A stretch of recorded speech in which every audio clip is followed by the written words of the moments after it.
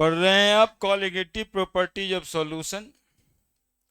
Colligative properties of solution उसको कहते हैं, वैसे प्रॉपर्टीज ऑफ सॉल्यूशन को कहते हैं जो अमाउंट पे डिपेंड करता है। अमाउंट बोले तो सॉल्यूशन है, सॉल्यूशन का मतलब है कंसंट्रेशन पे डिपेंड करता है। और ये कंसंट्रेशन मोल फ्रैक्शन हो सकता है, मोलरिटी हो सकता है, मोलरिटी भी हो सकता है, जिस पर ये डिपेंड करता है। एक कॉलिगेटिव प्रॉपर्टी था relative lowering in vapour pressure, और दूसरा कॉलिगेटिव प्रॉपर्टी है elevation in boiling point. Elevation in boiling point कहने का मतलब है कि यदि सॉल्यूट आप ऐड करते हैं सॉल्वेंट में, तो जो सॉल्यूशन बनेगा उसका बॉइलिंग पॉइंट सॉल्वेंट के बॉइलिंग पॉइंट से ज़्यादा होगा। हिंदी में बोले तो एक लाइन कि 100 ग्राम वाटर डिजोल्व करते हैं, 100 ग्राम वाटर को बॉयल करते हैं, और उसी 100 ग्राम वाटर में 10 ग्राम नमक या चीनी लेके बॉयल करते हैं। तो बॉइलिंग पॉइंट किसका ज़्यादा होगा? यदि शरबत बना दिए हैं, नमक या पानी उसमें डाल दिए हैं, तो बॉइलिंग पॉइंट उसका बढ़ जाएगा। जितना ज़्यादा अमाउंट डालेंगे उतना ज़्यादा बॉइलिंग पॉइंट बढ़ेगा। यही फेनोमेनन को कहते हैं एलिवेशन इन बॉइलिंग पॉइंट। खाली पानी कम ही टेम्परेचर पे बॉयल हो जाएगा, और यदि पानी में नमक, ग्लूकोज, सुक्रोज कुछ भी डाल करके गर्म करते हैं तो उसका बॉइलिंग पॉइंट पानी की अपेक्षाकृत ज़्यादा आएगा, है ना। और ये कितना बढ़ेगा ये डिपेंड करता है कि आप सॉल्वेंट में यानी पानी में कितना ग्राम चीनी डालें, 5 ग्राम डालें, 10 ग्राम डालें, है ना। उसी हिसाब से उसका बॉइलिंग पॉइंट बढ़ेगा। अमाउंट पे डिपेंड कर रहा है कि कितना बढ़ेगा। इसी वजह से इसको हम लोग कहते हैं कॉलिगेटिव प्रॉपर्टीज ऑफ सॉल्यूशन। हम ये नहीं बोल रहे हैं कि सुक्रोज डालिएगा तब इतना, ग्लूकोज डालिएगा तब इतना। सुक्रोज ग्लूकोज से मतलब नहीं, कितना ग्राम डाल दिए उसी से मतलब रखें। क्लियर है? लिख दिए?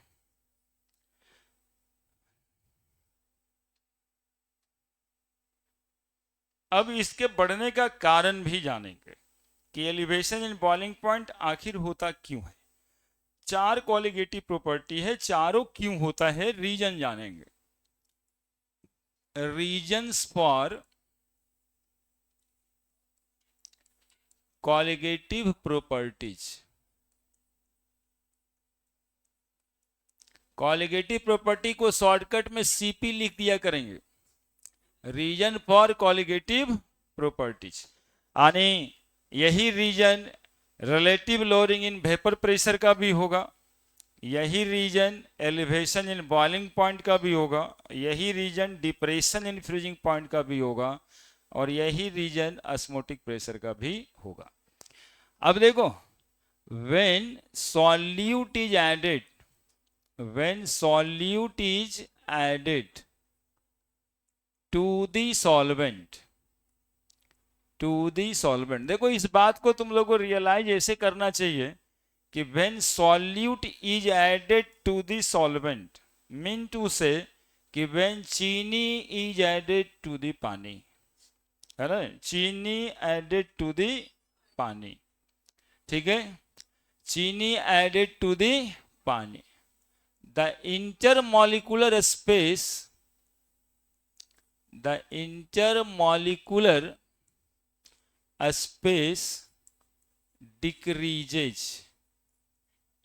Intermolecular space decreases. बार बार फोटो बनाए हैं जिसमें आपको दिखाई पड़ता होगा कि सॉल्वेंट में जो स्पेस होता है सॉल्यूट उसी में इंटर करता है। The intermolecular space decreases, that is intermolecular force, क्या कहिएगा, intermolecular force increases, intermolecular force increases. Inter जब लिखा हुआ है इसका मतलब है इन बिटवीन, है ना। तो सॉल्यूशन में in between molecule force of attraction increase कर जाता है। यानी आपस में बहुत ज्यादा अट्रैक्शन से रहता है।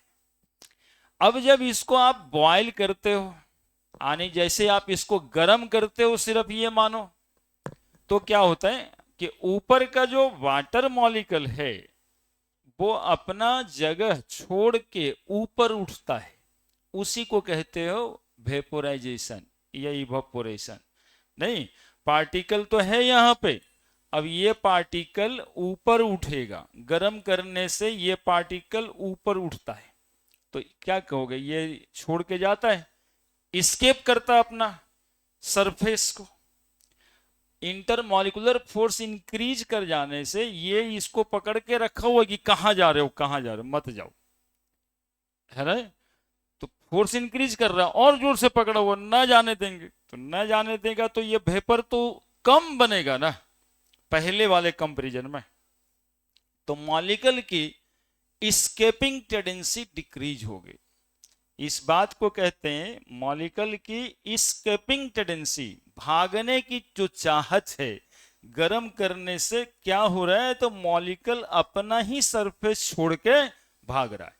ये सॉल्वेंट लिक्विड बना रहे हैं और ये वेपर बना रहे हैं, लिक्विड ही वेपर बनेगा, वेपर प्रेशर में भी वही हुआ था, बॉइलिंग में भी वही होगा, लिक्विड वेपर बनेगा।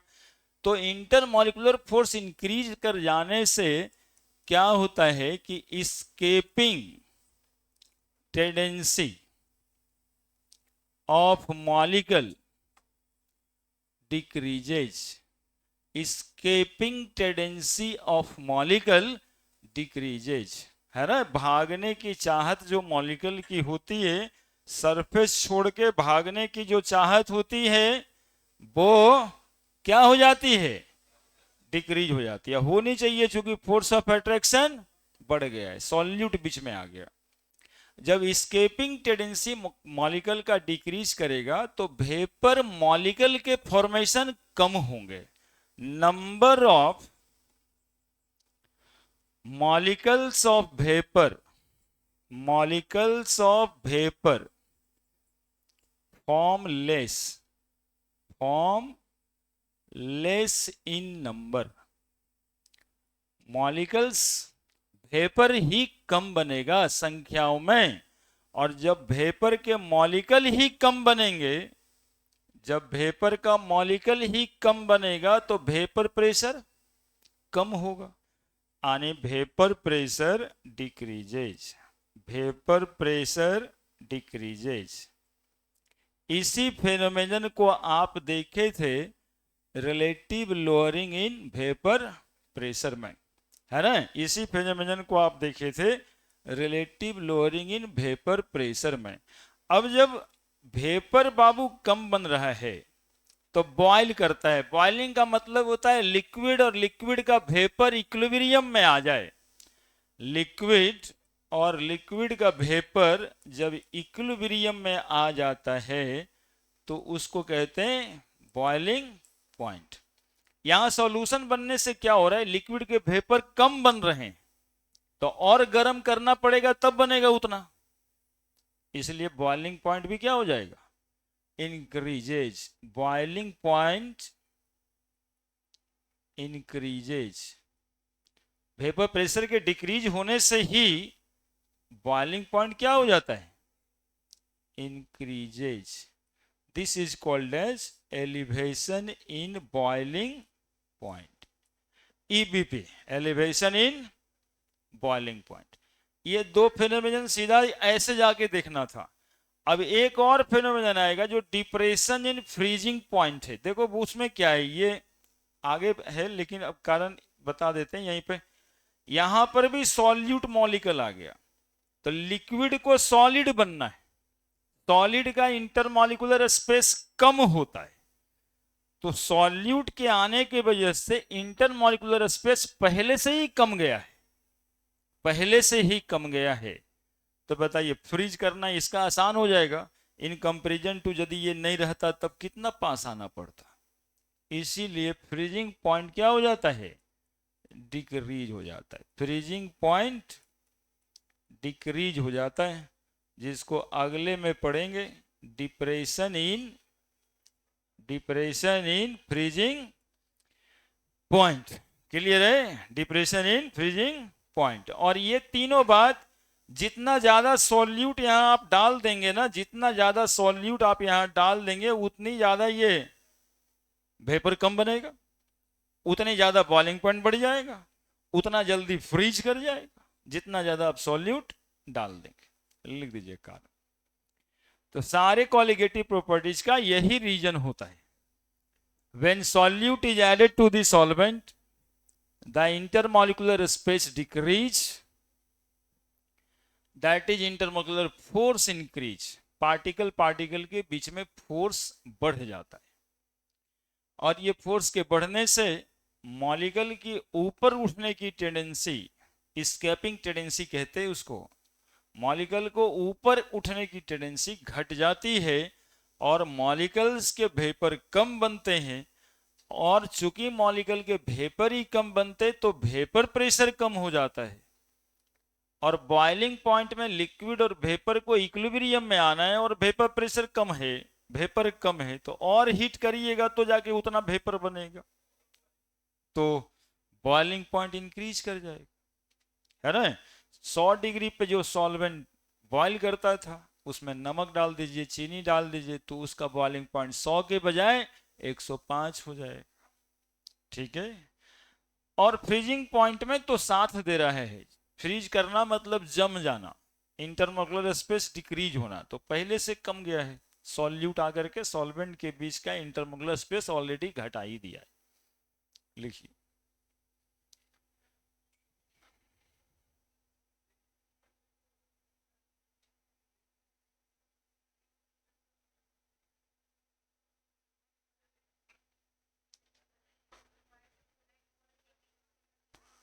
अब रीजन यदि लिखने के लिए आता है आपको कि when solute is added to the solvent, the boiling point increases, justify या गिव रीजन, तो आप ये रीजन दे सकते हैं।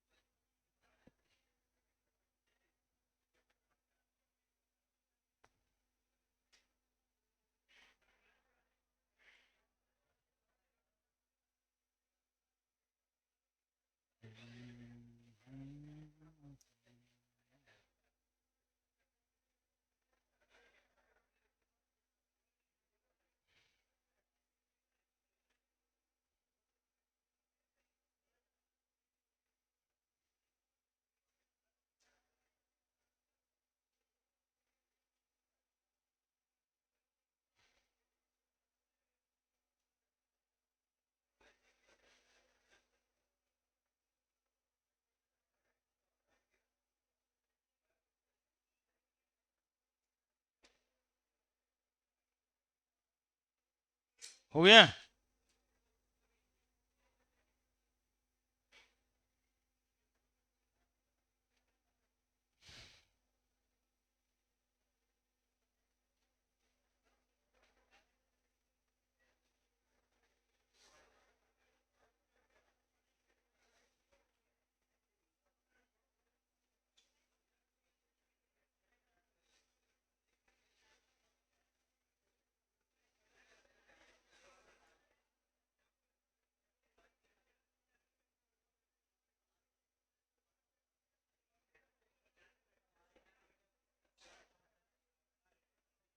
बड़े?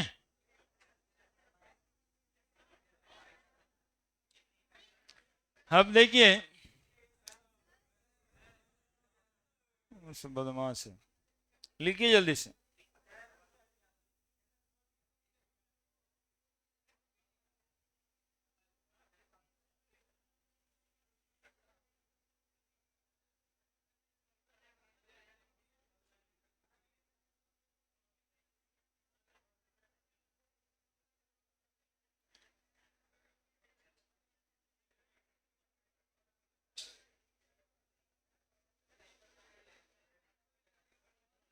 हो गया।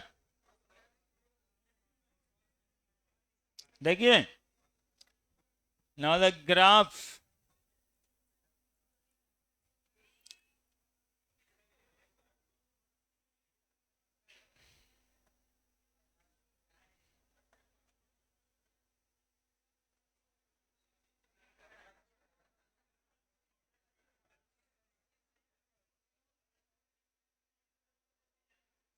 इधर वेपर प्रेशर है,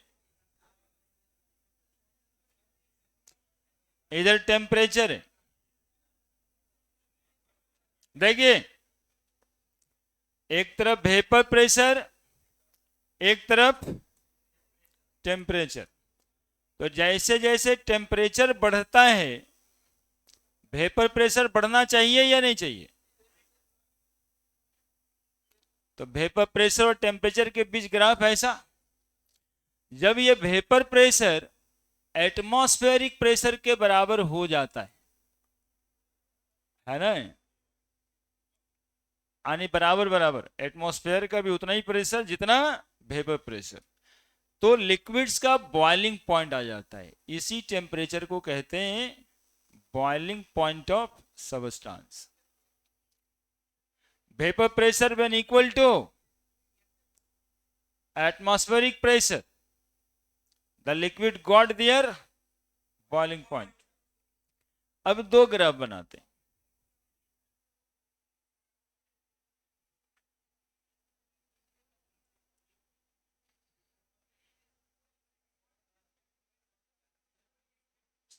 अब ये ग्राफ ए और बी का बनाएं। आपसे पूछते हैं कि कौन सा ग्राफ सॉल्वेंट का है, कौन सा ग्राफ सॉल्यूशन का है। Graph A, graph B, solvent का कौन सा है, सॉल्यूशन का कौन सा ग्राफ है। तो इसको बताने के लिए आपको क्या करना चाहिए वो समझिए, है ना।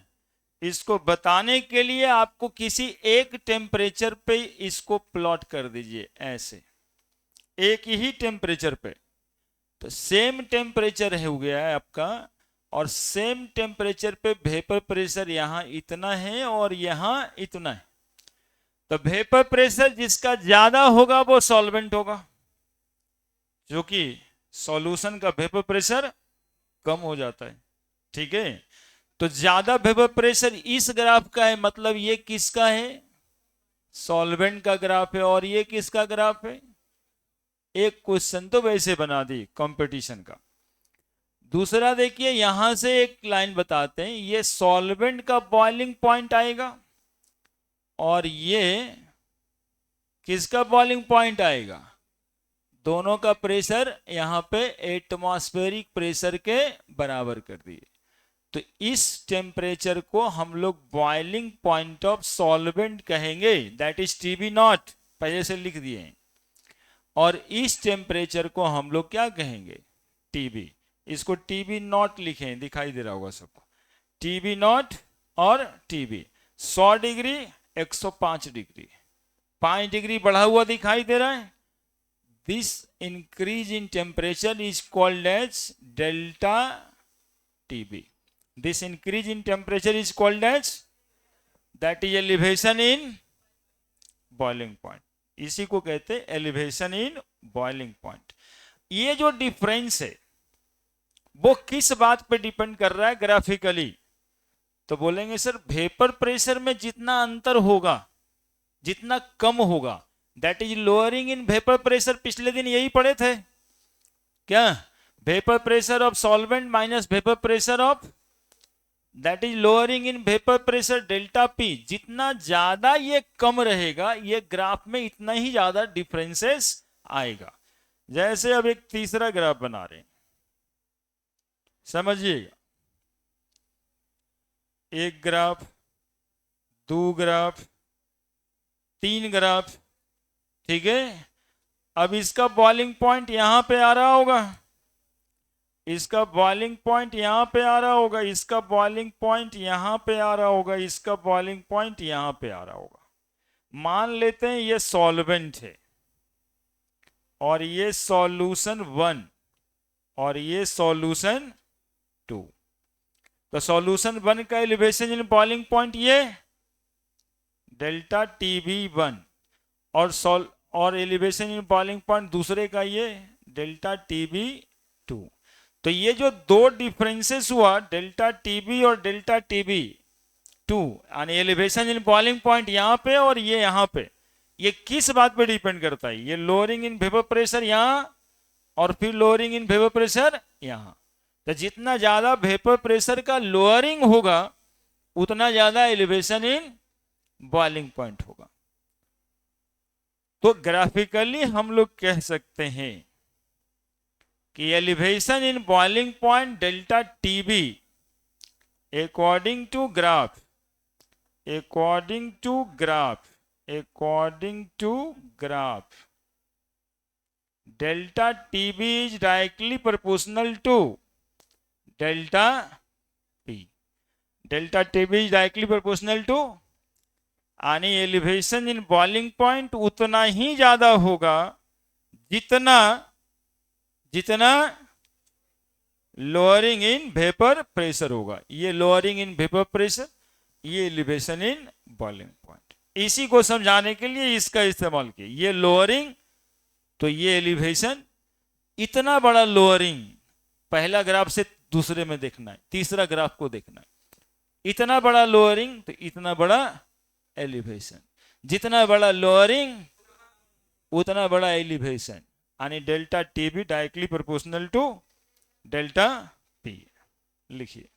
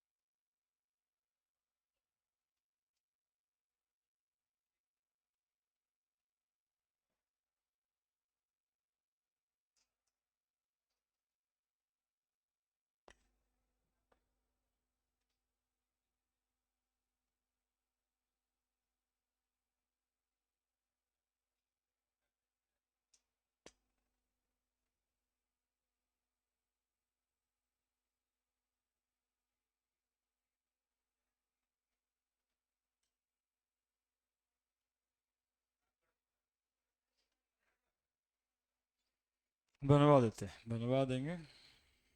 तो कितना आवाज कर रहा था?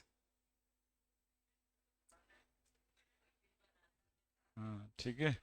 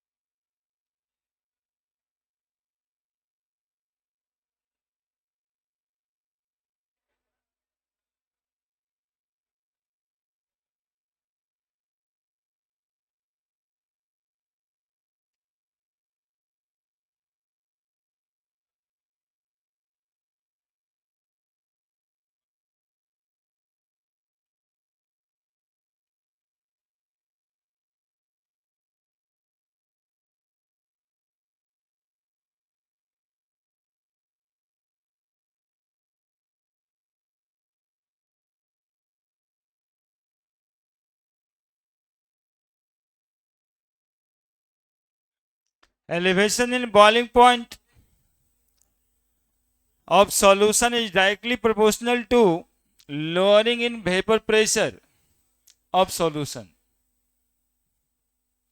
है ना। मतलब बॉइलिंग पॉइंट कितना बढ़ेगा, बोलेंगे जितना वेपर प्रेशर घटेगा, जितना वेपर प्रेशर घटेगा उतना ही ज्यादा बॉइलिंग पॉइंट बढ़ेगा।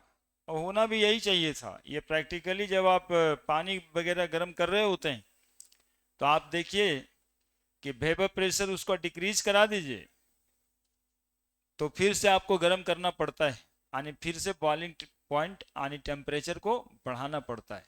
जैसे चाय खोलता हुआ है, गिरने वाला है बर्तन से, आप देखिएगा इंटरमीडिएट उपाय है, इमीडिएट उपाय है कि उसमें चीनी डाल देते हैं। बगल के डिब्बा में चीनी रहता है, थोड़ा सा चीनी डाल देते हैं। जैसे ही चीनी डालते हैं उसके वेपर्स बैठ जाते हैं तो वेपर प्रेशर घट जाता है उसका, और वेपर प्रेशर घट जाता है तो फिर आप क्या करते हैं, टेम्परेचर बढ़ाते हैं, और टेम्परेचर बढ़ाने के बाद फिर से वो बॉईल करता है। That is elevation in boiling point.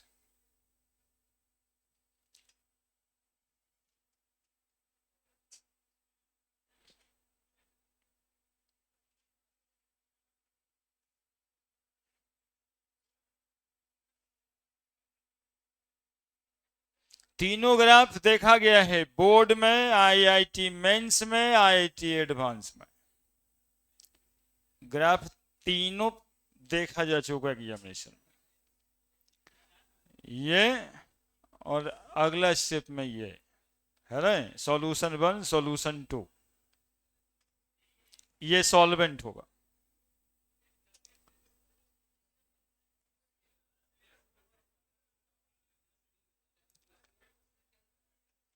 लिखिए जल्दी।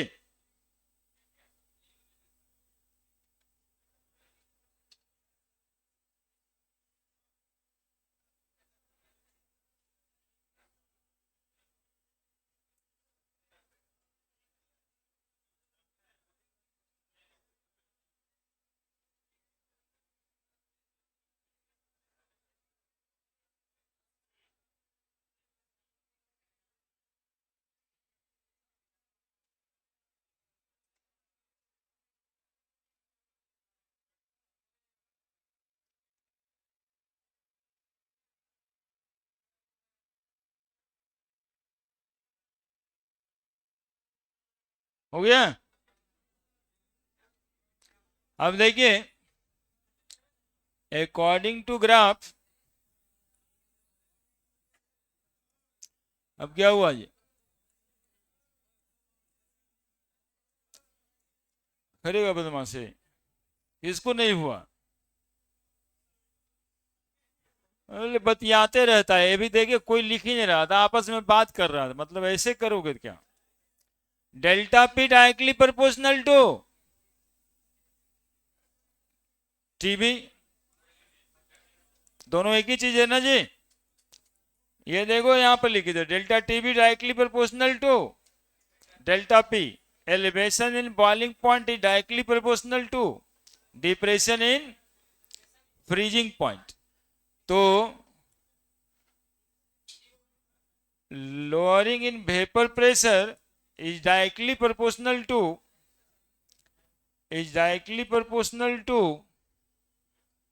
elevation in boiling point।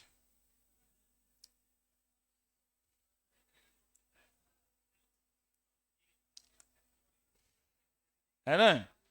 तो इसको जो है ना सीधा ही लिखते हैं जो उधर लिखे थे,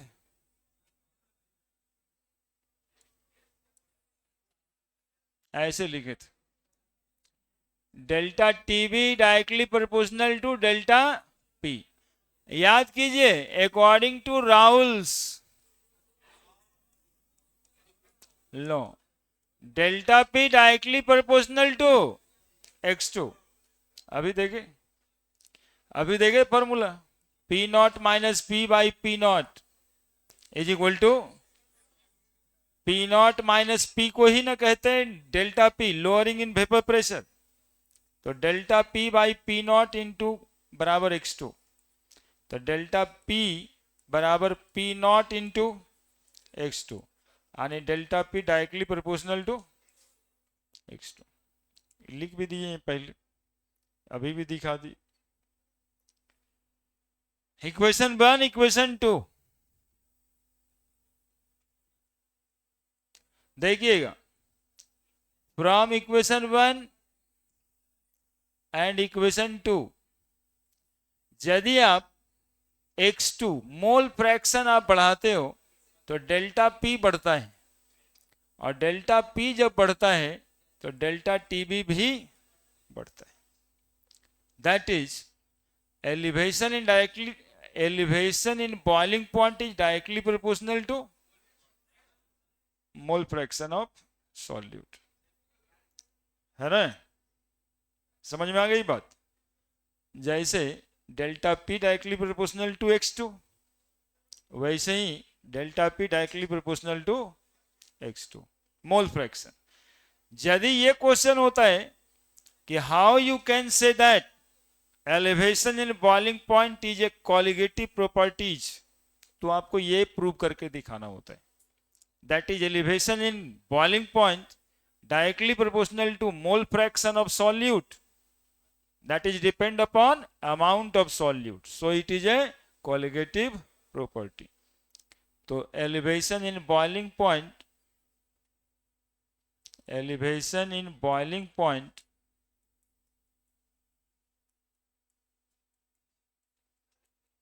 is directly proportional to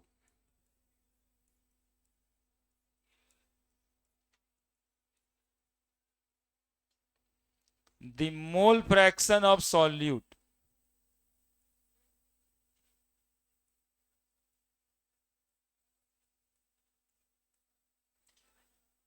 that is amount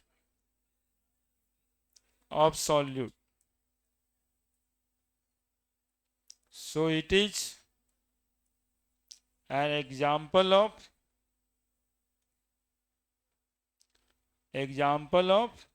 CP लिख दें, एग्जाम्पल ऑफ कॉलिगेटिव प्रॉपर्टीज लिखिए।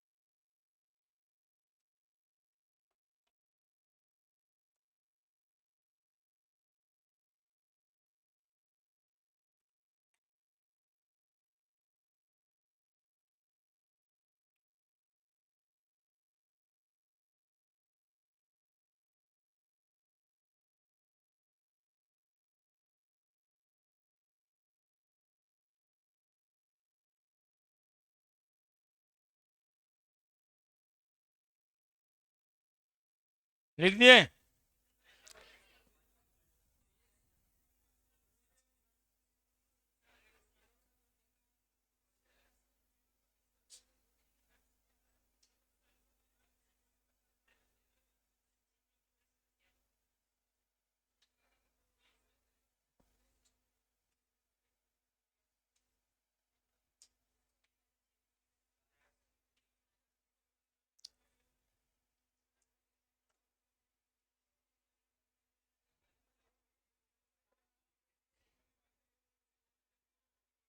लिखे?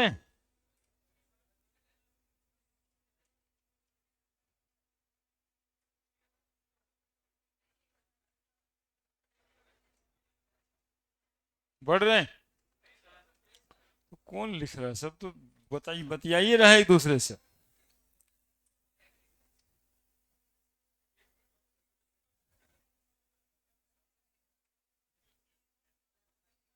Elevation in boiling point is directly proportional to the mole fraction of solute, that is amount of solute. So it is an example of colligative properties, है ना? ये बातें होगी how you can say that elevation in boiling point is a colligative properties. बढ़े बढ़े। अब देखिए, for dilute solution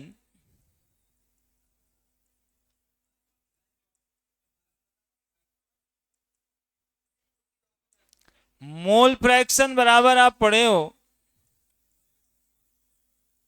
molality गुना molecular mass of solvent in KG, पढ़े हो? डेल्टा टीबी अभी दिखाई पड़ रहा है directly proportional to x2, that is mole fraction of solute. ये मोल फ्रैक्शन ऑफ सॉल्यूट ही पढ़े थे। वही x2 ही x2 को क्या ले लिए हैं हम? सॉल्यूट ले लिए। मोल फ्रैक्शन 2 जो लिखा हुआ था कंपोनेंट 2 था और कंपोनेंट 2 ही सॉल्यूट था, तो सीधा सीधा मोल फ्रैक्शन ऑफ सॉल्यूट लिखे। डेल्टा टीबी बराबर लिखेंगे तो k into mole fraction of solute, where k is proportionality constant. ठीक है, डाइल्यूट सॉल्यूशन ऊपर लिख दिए हैं, इसलिए ले सकते हैं k into molality into molecular mass KG में। मॉलिक्यूलर मास सॉल्वेंट का है और k कांस्टेंट है, ये दोनों कांस्टेंट मिला के एक नया कांस्टेंट होगा। डेल्टा टीवी बराबर k इंटू मॉलिक्यूलर मास जो केजी में है इंटू क्या मोललिटी।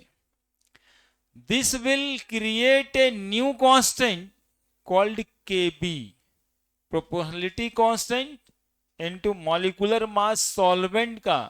किस चीज में? इसको एक नया कांस्टेंट क्या कहते हैं? kb, that is delta TB बराबर kb इंटू इंटू इंटू अरे बोलो ना, इंटू मोललिटी। डेल्टा टीबी बराबर kb इंटू मोललिटी। हाँ, इसी पर न्यूमेरिकल बनेगा इस पर। हाँ, कितना समझदार बच्चा सब है। Where kb is equal to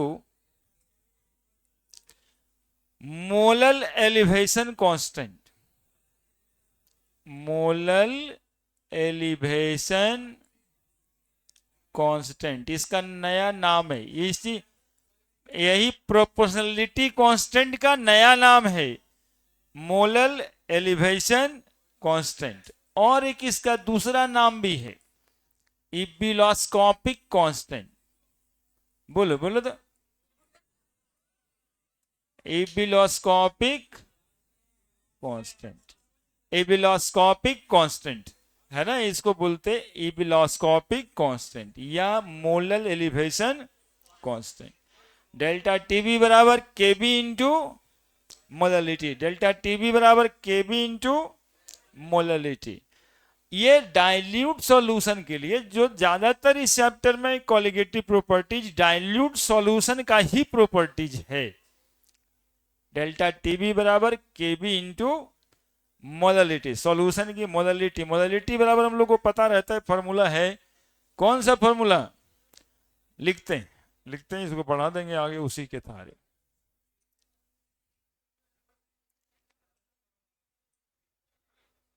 number of mole बटा weight of solvent in KG, called as molality. पहुंचिए यहां तक?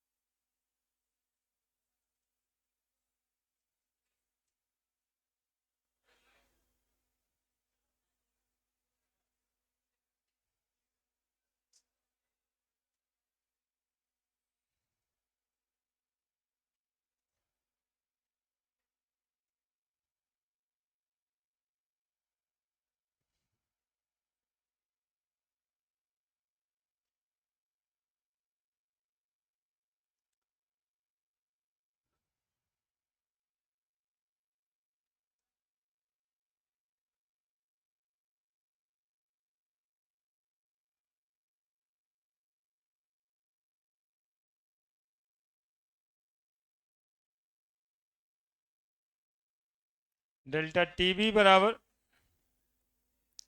के B into weight by molecular weight into solvent का वेट केजी में।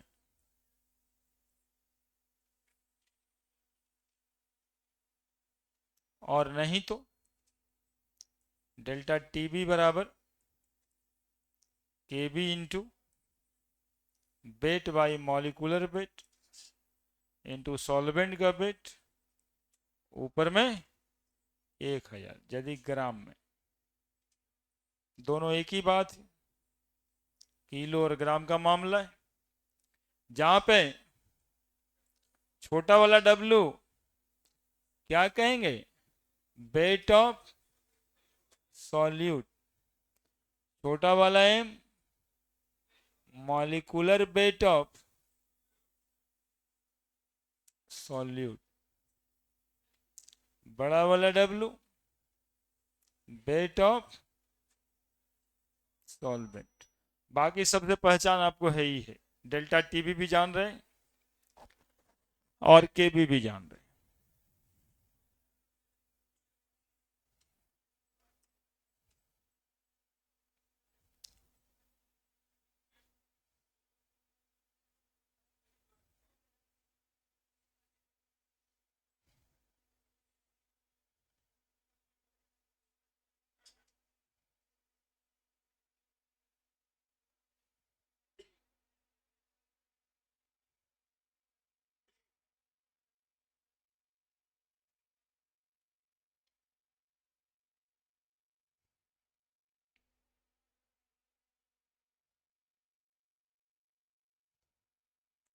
अब आप एलिवेशन इन बॉइलिंग पॉइंट निकाल सकते हैं, है ना? और डेल्टा टीबी बराबर टीबी माइनस टीबी नॉट कर कर करे यहाँ बॉइलिंग पॉइंट ऑफ सॉल्वेंट वगैरह भी निकाल सकते हैं। और अब यहाँ पर एक नया चीज आया है, मोलल एलिवेशन कांस्टेंट किसको कहेंगे, या एबिलोस्कोपिक कांस्टेंट कैसे डिफाइन करेंगे?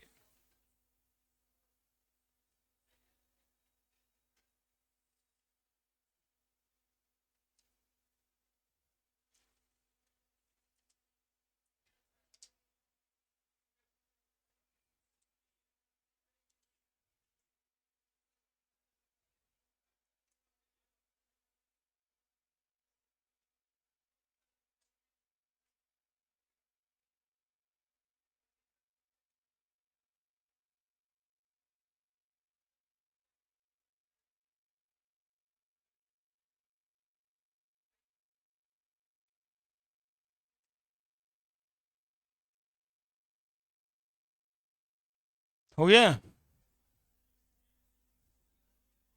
बढ़े? Next is molal elevation constant,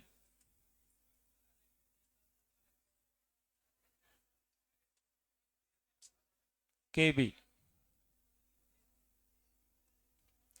molar elevation constant देखो कहां से आया, डेल्टा टीबी बराबर लिखे हम लोग केबी इंटू मोलरिटी, यही ना था फॉर्मूला।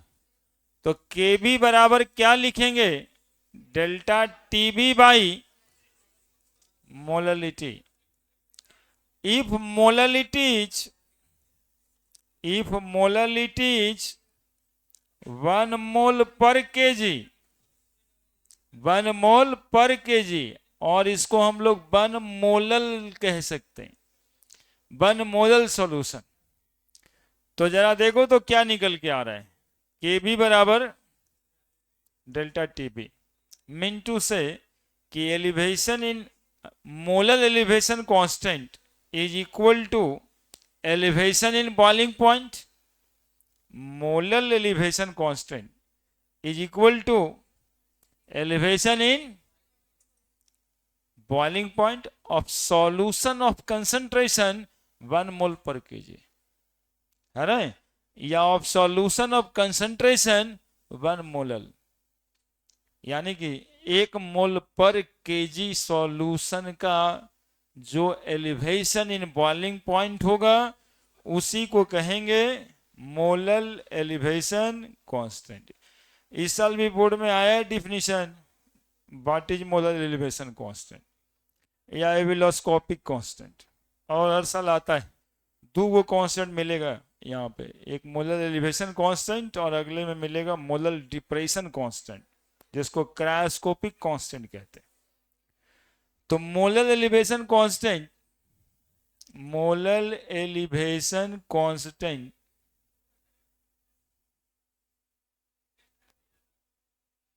या एविलोस्कोपिक constant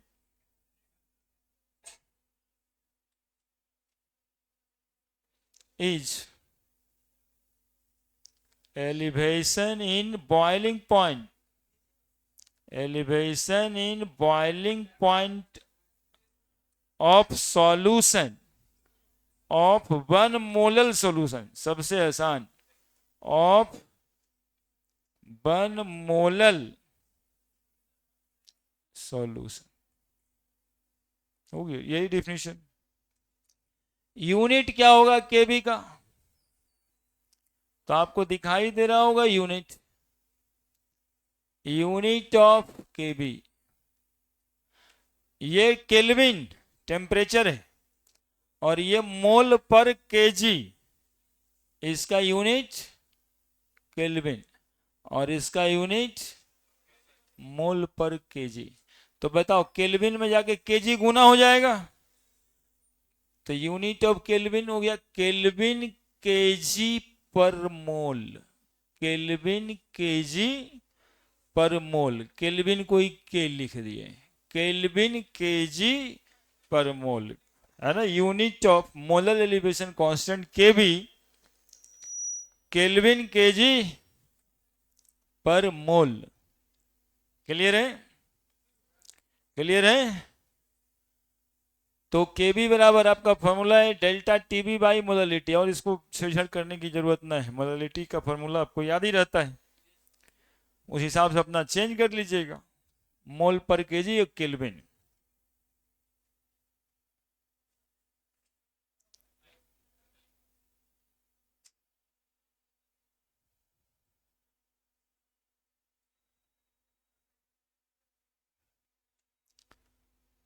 elevation in boiling point, elevation in boiling point of solution of concentration 1 mole per KG known as molar elevation constant या known as Kb। दूसरा डिफिनेशन लिखे हैं और करके, अब जो आपके जहन में ज्यादा सूट करता है वही आप डिफिनेशन बना लीजिएगा।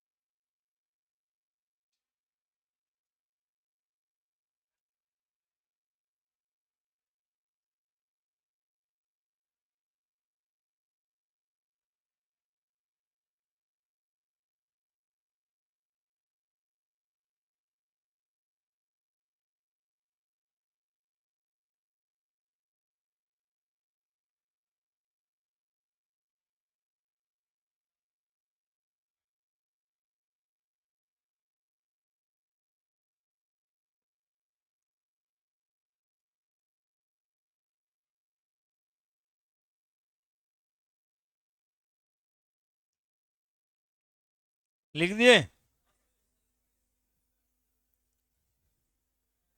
हो गया बाबू?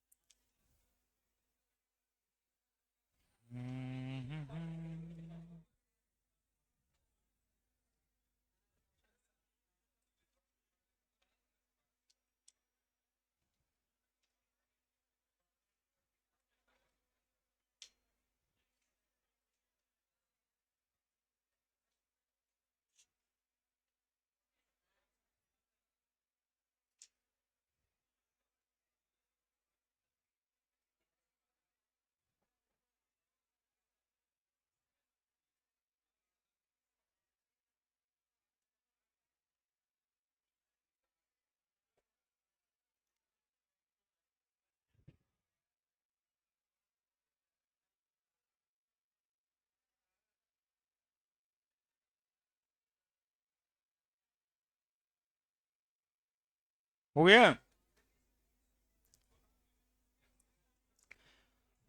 Now the thermodynamic relation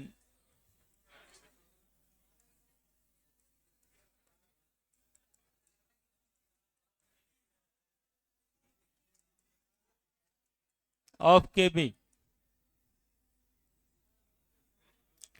Kb बराबर आर टी बी नॉट का whole square by 1000 into L B, और के बी बराबर M R T B not का whole square by 1000 into delta H B.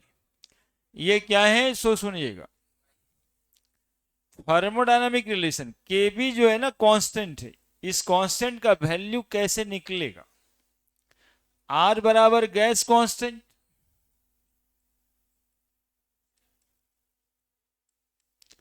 8.314 joule पर मोल पर केल्विन।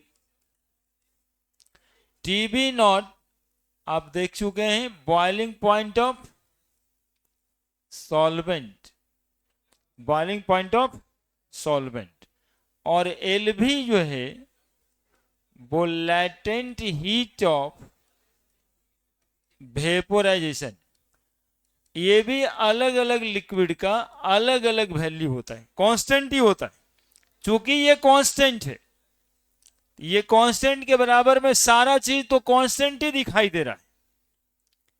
तो जिस भी सॉल्वेंट का केबी निकालना है, उस सॉल्वेंट का बॉइलिंग पॉइंट और उसी सॉल्वेंट का लैटेंट हीट ऑफ वेपोराइजेशन यदि पता है तो केबी निकल जाएगा। लैटेंट हीट ऑफ वेपोराइजेशन जो एल भी लिखा गया है वही डेल्टा एच भी बाई मॉलिक्यूलर मास होता है। आप देखे होंगे उधर में के गुना एम किए थे, के बी बराबर, ये एम हटा दीजिएगा तो ये के है पूरा का पूरा, एम गुना हो गया तो ये के बी बन गया, यही वो के था। तो डेल्टा एच भी एक नया वर्ड आ रहा है यहाँ पे, इसमें भी कोई बात नहीं। इंथैल्पी ऑफ वेपोराइजेशन, और M molecular mass of solvent, molecular mass of solvent. चूंकि इसी में केजी वाला मामला आता है मॉलिक्यूलर मास में, इसीलिए ये 1000 से पहले से भागा दिया हुआ है। ठीक है, अब देखिए इसमें आपको कांस्टेंट बराबर कांस्टेंट तो खेला नजर आता होगा, लेकिन आईआईटी वाले को इसमें भी सवाल नजर आता है, खेला नजर नहीं आता, इसमें भी सवाल नजर आता है। इस इक्वेशन से देख रहे हैं हम, that is KB is equal to है आर टी बी नॉट का whole square by 1000 into L भी। ये सब तो कांस्टेंट ही है, K B directly proportional to T B not का स्क्वायर। इससे ये पता चलता है कि जिस सॉल्वेंट का बॉइलिंग पॉइंट ज्यादा होगा, जिस सॉल्वेंट का बॉइलिंग पॉइंट ज्यादा होगा, उसका केबी का वैल्यू भी ज्यादा होगा। वैसे कल नीट वाला सवाल दिखाए हैं आप लोगों को, कैसे के एच हेनरी लॉ कांस्टेंट का 3 वैल्यू देख के पूछ रहा था सॉल्युबिलिटी कितना होगा। ठीक है, और यहां भी उसी तरह से पूछा जा रहा था 2 साल पहले आईआईटीज में कि डेल्टा केबी का वैल्यू किसका ज्यादा होगा, बॉइलिंग पॉइंट ऑफ फलना फलना फलना ही जितना इतना इतना। तो सवाल तो बिल्कुल आसान था कि जिसका बॉइलिंग पॉइंट ज्यादा होगा उसी का मोलर एलिवेशन कांस्टेंट भी ज्यादा होगा, और तो स्क्वायर पे डिपेंड करता है। टीबी नॉट है, स्क्वायर उसके ऊपर है, ऐसे ना 02 लिखे सब, है ना। तो solvent having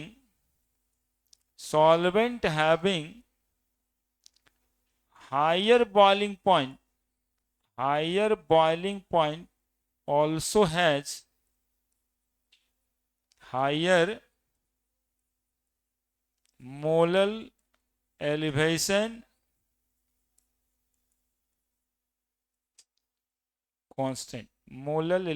constant, या एविलास्कोपिक कांस्टेंट, है ना। और आप देखे होंगे केबी के लाइन लिए एक line, KB is constant eight,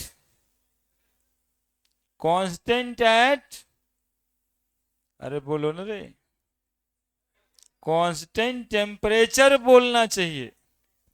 temperature constant, molar elevation constant. Temperature ये बदल जाएगा, मोलर एलिवेशन कांस्टेंट भी बदल जाएगा। केबी इज स्पेसिफिक इन नेचर, मतलब समझते हो, हाँ, स्पेसिफिक इन नेचर, है ना। और ये फॉर सॉल्वेंट होता है। केबी किसका होता है, सॉल्यूशन का नहीं, सिर्फ किसका होता है, अलग अलग सॉल्वेंट के अलग अलग केबी का वैल्यू।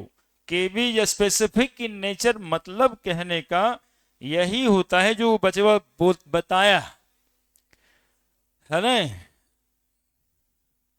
केबी का मतलब कि KB for different solvent, KB for different solvent is different.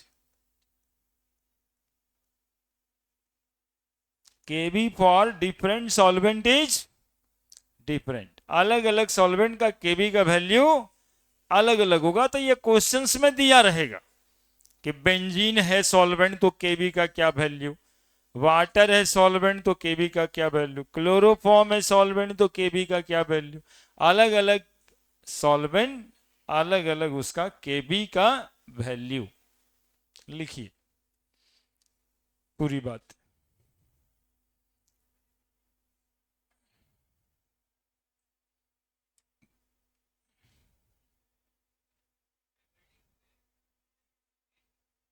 चुप रहना यार, ये सब गंदा गंदा बात काहे समाज में लाता रहा। हमारा कहना होता है कि वही लिख पेपर के साथ हमारा कंपटीशन है।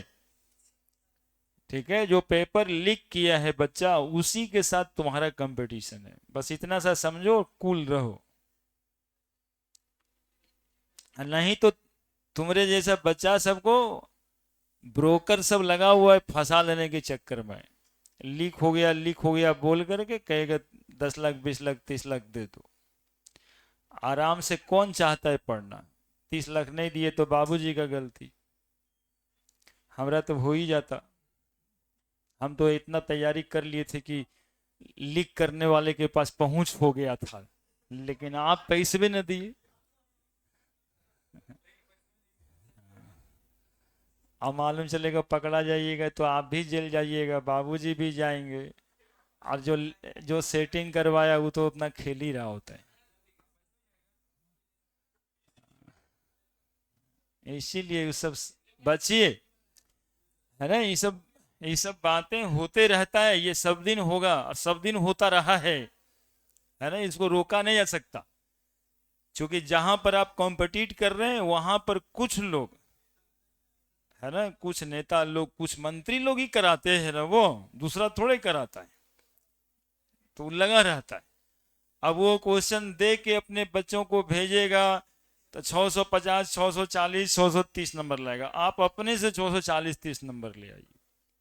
उसी वही हो रहा है, उतना सारा रिजल्ट में 100 गो रहता होगा लीक वाला मामला भी नहीं।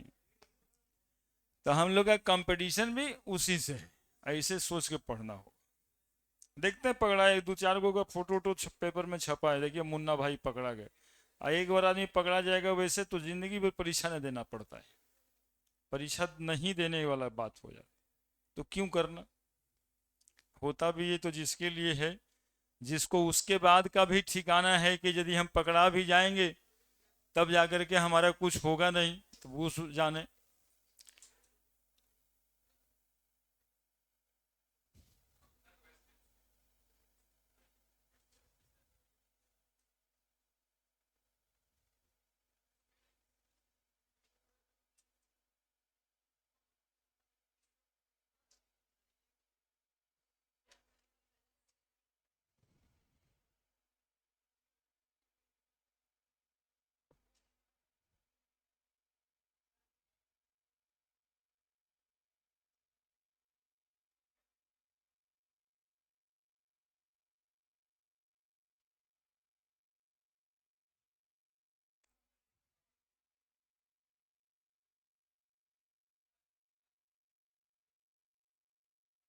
सब बात लिख दीजिएगा।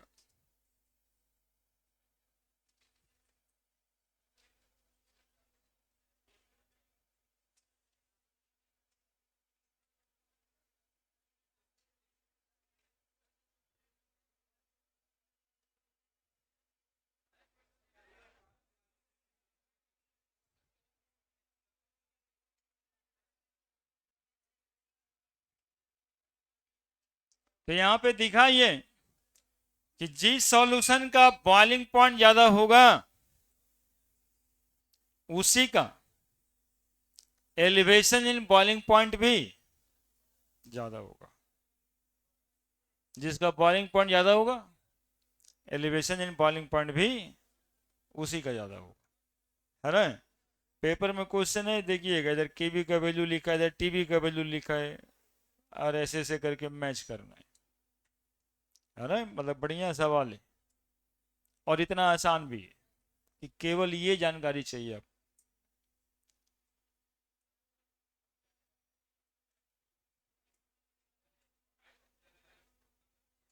हो गया।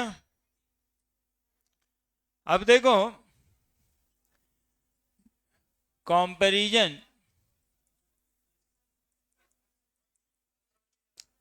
Of elevation in boiling point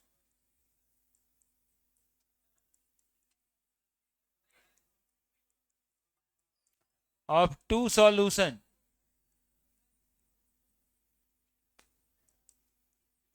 A and B दो सॉल्यूशन है ए और बी, इसका कंपैरिजन करना है एलिवेशन इन बॉइलिंग पॉइंट का। डेल्टा टीबी बराबर हम लोग पढ़े के बी इंटू मोललिटी। तो delta TB for a, delta TB for a बराबर के बी इंटू मोललिटी किसका, ए का। डेल्टा टीबी फॉर बी बराबर के बी इंटू मोललिटी किसका, बी का। अब दोनों को डिवाइड कर देते, डेल्टा टीबी ए का, डेल्टा टीबी बी का बराबर के बी इंटू मोललिटी ए का बाई के बी इंटू मोललिटी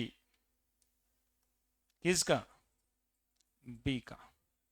अब देखो, for the same solvent, for the same solvent comparison तभी करना होता है ना जब दोनों में कुछ बराबरी का बात हो।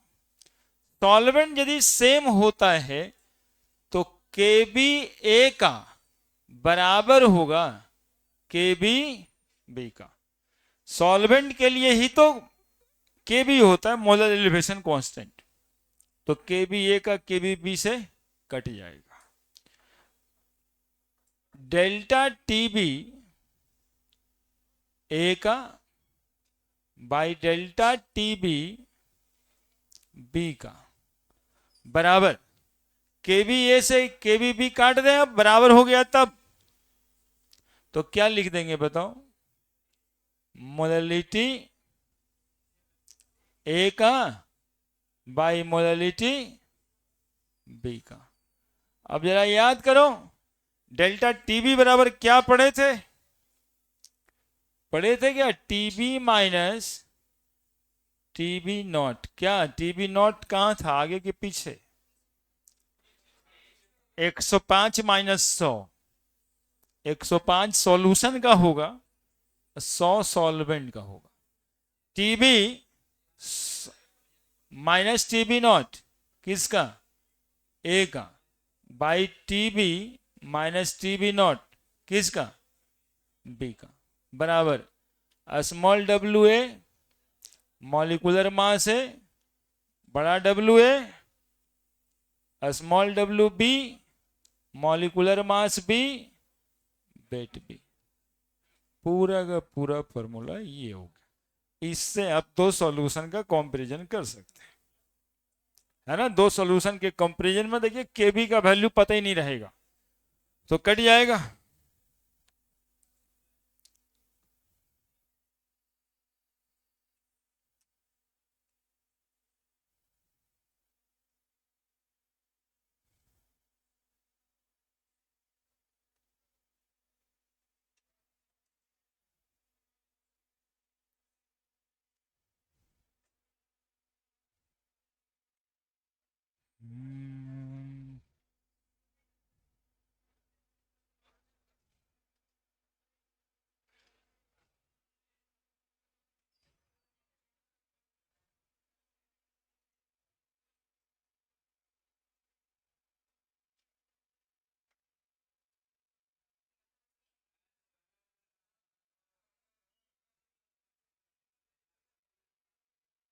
लिख लिए हैं।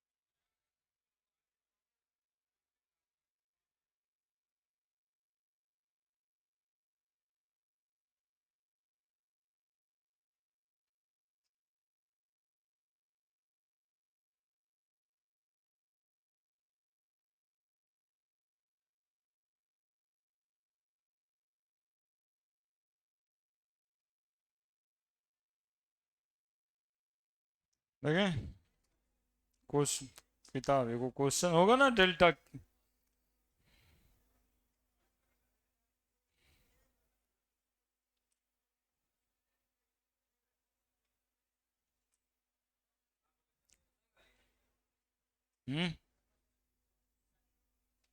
2.7 एग्जाम्पल हो गया।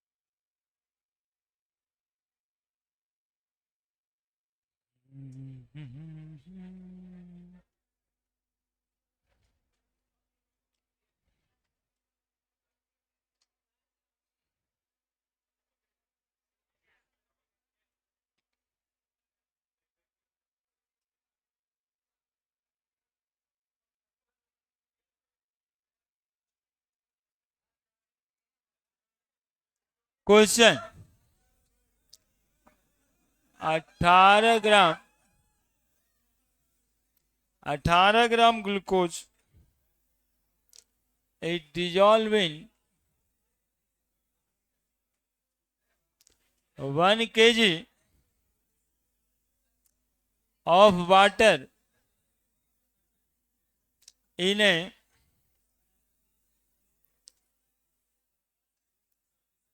देखो तो क्या लिखें,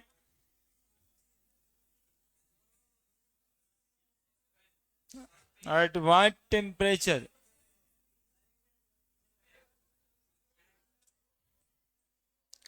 will water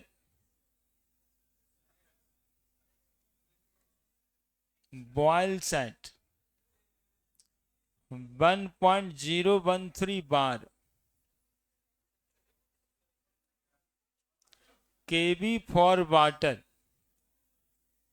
is 0.52 kelvin kg पर मोल। क्या हो गया लास्ट वाला, किसको चाहिए था? सबको थोड़े चाहिए था, सब लिखता है ही नहीं, हल्ला करते रहता है वो सब ना। वो एक दो गो लड़का सब माहौल को बर्बाद करना चाहता है, वो अपने खुद ही बर्बाद है, अगल बगल को बर्बाद करना चाहता है। प्लीज उसके चक्कर में ना पड़े, ये आप लोगों के लिए कह दे रहे हैं। आप जैसा माहौल रखिएगा अगल बगल का माहौल वैसा ही रहेगा। यदि आप खुद ही खराब माहौल में जाना चाहते हैं तो बाकी आपसे और ज्यादा खराब लोग बैठे हुए हैं, और ये यही नहीं हर जगह मिलेंगे आपको, हर समाज में मिलेंगे, रूम पे मिल सकते हैं, गांव में मंदिर के अंदर मिल सकते हैं, कोचिंग में तो मिलते ही हैं, हॉस्टल पे भी मिल सकते हैं, रोड पे भी मिल सकते हैं। इसलिए आप खुद को अच्छे बनाइए।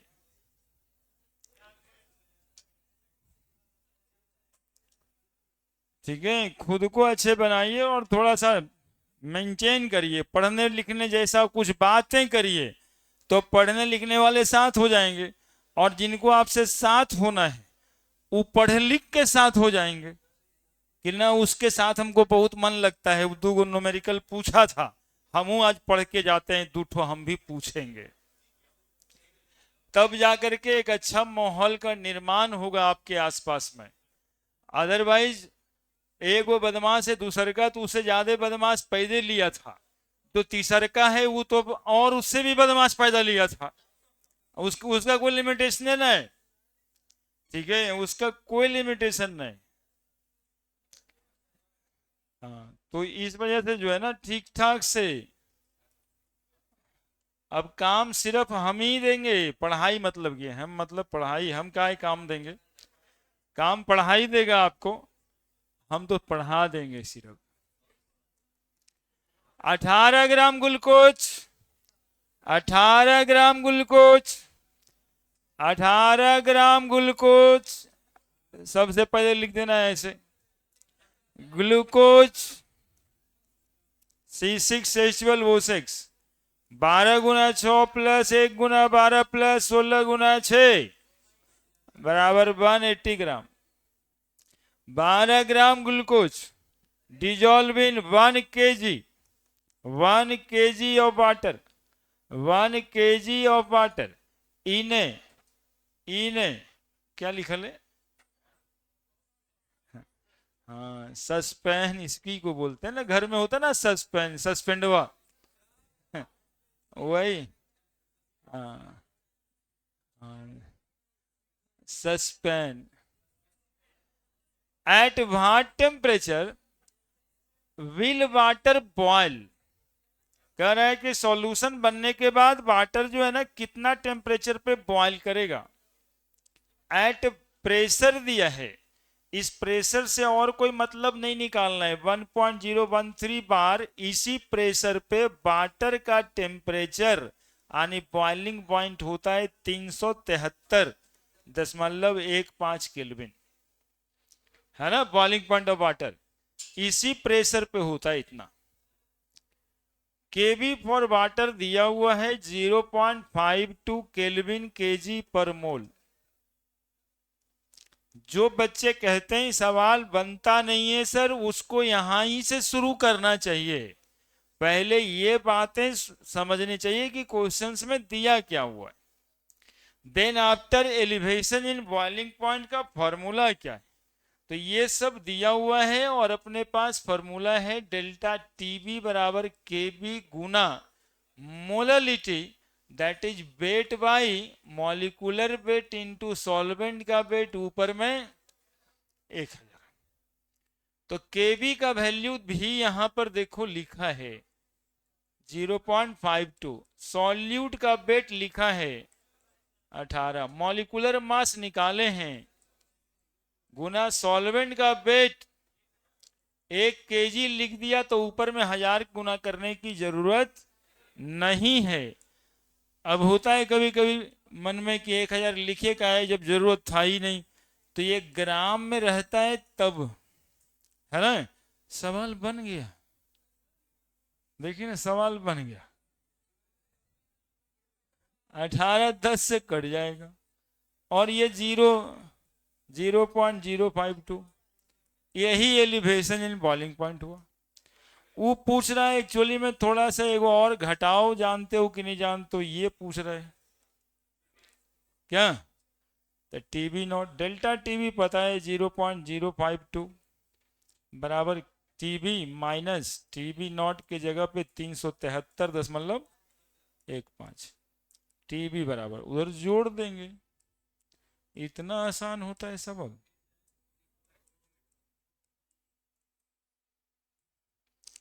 5 5 10 2 कितना आसान होता है। ऐसे ही सवाल बना के आसपास में रखेंगे कि फलनवा आवेगा 4 बजे, पूछ लेंगे ये सवाल बनता है कि नहीं बनता है। नहीं बनता है तो बनाएगा और नहीं तो हम बना देंगे, है ना। ठीक है, लिखे होंगे माइनस इधर जा करके प्लस हो जाएगा ना, है ना। तो इस तरह का माहौल बनाइए। अभी तो न्यूमेरिकल पढ़ रहे हैं आप, फिजिक्स में इलेक्ट्रोस्टैटिक्स में खाली न्यूमेरिकल रहता होगा, सॉल्यूशन में खाली न्यूमेरिकल है। एक टॉपिक पढ़िए न्यूमेरिकल, अगला दिन फिर थ्योरी पढ़ना है डिप्रेशन इन फ्रीजिंग पॉइंट, फिर न्यूमेरिकल, खाली न्यूमेरिकल। तो माहौल अच्छा बना सकते हैं आसपास में आप लोग न्यूमेरिकल वाला। कोई आईटी वाला बना दीजिए, कोई मेडिकल वाला बनाइए, कोई बोर्ड का सैंपल पेपर लेके बनाइए, तो माहौल अच्छा बन जाएगा आपके आगे पीछे।